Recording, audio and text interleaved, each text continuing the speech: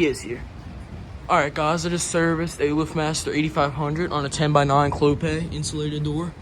They were having trouble with it closing. The cable tensioner was picking up slack because the door hadn't been lubricated in a while, so I lubricated it and gave them a price for a Genie side mount so that this doesn't keep happening. Run this down. This is just the regular 8500.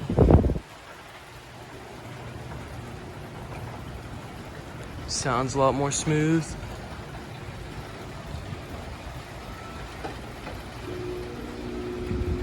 Auto lock.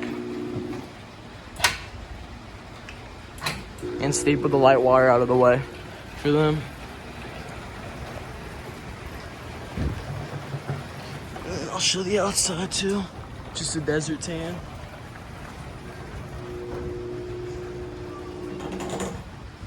So yep, that's it. Hope you enjoyed. I'll see you on the next one.